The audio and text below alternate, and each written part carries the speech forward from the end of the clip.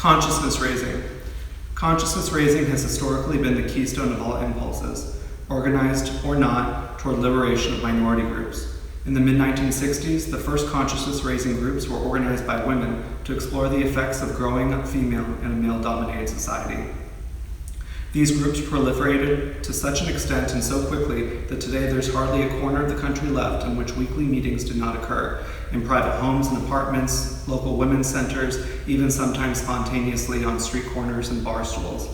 Typically, the first goal of a CR group is to discover what the members of the group have in common as women, despite discrepancies in class, race, or ethnic background, and in present economic, political, and social differences. The establishment early on of a sense of shared oppression and a shared desire to end that oppression goes a long way in creating an almost palpable sense of bonding within the group. Such bonding becomes especially critical to the group's future when, again, typically, the individual members begin to explore how women as well as men explore other women through privilege that has been either inherited, skin color, education, social background, etc., or earned. I worked hard and pulled myself up by my own bootstraps. Why can't you? Frequently, the group rides out the emotional and often traumatizing storm that revelation of differences in sight, but only if the group constantly reminds itself that no matter what the differences and no matter how embittering these differences can be, the situation that brought the group together is still there, that women belong in the world's oldest minority group. Sooner or later, however, the issue of sexual preference will arise, and is on the issue of sex that CR groups may either rise or fall, continue to meet or reorganize into particularized segments. Often reorganization is a necessity. The straight members have reached the point where they feel it is urgent to discuss strictly heterosexual matters such as rape within marriage, abortion, heterosexual privilege, enlightening or divorcing husbands, sexual difficulties with men, lesbians who are either out of the closet before the group or came out as a result of the group's encouragement and support need to discuss specifically lesbian issues, such as coming out to parents and their children, coming out on the job, internalized effects of oppression that manifest themselves in role-playing, self-contempt, difficulties in relationships. These days, lesbians tend to skip the mixed groups and form or join all lesbian groups at the onset. In our experience, the disadvantages of omitting the mixed group stage far outweigh the advantages. While inevitably gay-straight conflicts are avoided, the learning process inherent within the conflict in a sincerely committed mixed group is also missed. More critically, the political support that gay women need from straight women is never created. Frequently, it is only in mixed CR groups that heterosexual women learn at a gut level that no woman can be free until all women are free. Lesbians, too, often to their surprise, realize that no lesbian is free until all women are free.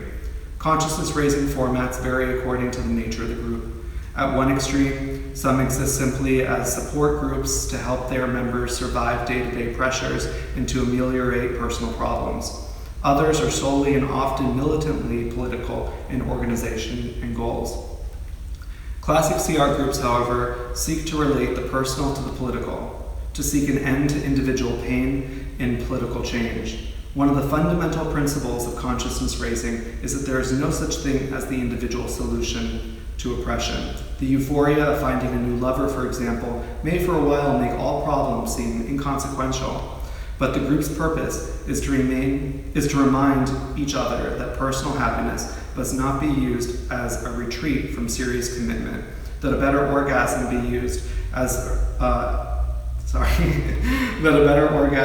or a better job does not call a halt to rape or wife beating or harassment of lesbians once they are out of their bedrooms and on the job or in the streets. It is in this respect that consciousness raising most profoundly differs from group therapy. Personal problems find their solution only when they are dealt with in the context of political awareness. That personal change can only finally be found in giving complete expression in political change. Almost all women experience one thing in common in the consciousness-raising experience, that a particular shame, sorrow, terror, fantasy they believed uniquely their own is also shared by other women, thus liberating the individual woman from a sense of isolation or self-hatred. Both personal and political changes can be affected by the following guidelines. No more than 10 members of a group unless you are able to devote from 2 to 3 hours to each weekly session. Once you have joined the group, you must give it utmost priority. The group will not be effective for you or for the other members if you attend only when you feel like it. 3. The group is leaderless. Natural leaders, those who tend to dominate situations either verbally or through their personalities, must suppress the urge to do so. When they don't, the other members must let themselves know what they are doing. Do not confuse the group with a social event. Don't serve or expect alcohol or drugs to ease the situation. Start on time. 5.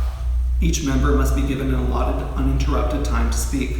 Once she has used up her time, she must be silent. Equal speaking time is essential to maintaining the group's balance of power. 6. Practice acceptance. Don't ridicule or invalidate another woman's experience by expressing shock or disbelief at what she says. Response must be positive, otherwise be silent. 7. Do not attempt to instruct the other group members. You are there to match your experiences with others and not to impress or to educate. 8. Use the first meeting to introduce yourself in terms of your background, your sexual experiences, your ambitions, your present place in life. If you have a political position, state that too. 9. Before each meeting ends, select the topic for the next meeting and stick to it. Groups of long-standing often reserve some time for personal emergencies and occasionally might cancel the evening's topic to devote the full time to a solution. If emergencies begin to happen all the time to certain individuals, then the group should put its collective foot down. The group does not exist to act as either therapist or mother to women who covet attention. 10. Speak from the heart. Do not objectify either your own or others' experience. In the group process, a stage will naturally be reached when it is time to abandon the personal testimony and begin to abstract and analyze personal experience in terms of a society. The third stage is reached when the group is ready to organize itself into some form of action. 11. Do not become romantically or sexually involved with another group member while the group still exists. If this can't be avoided, one or both of the new lovers should leave the group and join or form new ones separately. 12. Absolute confidentiality must be observed to maintain trust. Women who have gone through the consciousness-raising experience generally believe is one of the most enlightening events of their lives. The process provided a kind of self-knowledge and a knowledge of the external world that cannot be learned in any other place. A sister found in CR is a sister forever. Do not, however, become discouraged when your group comes to an end, or avoid ending the group when you begin to repeat yourselves.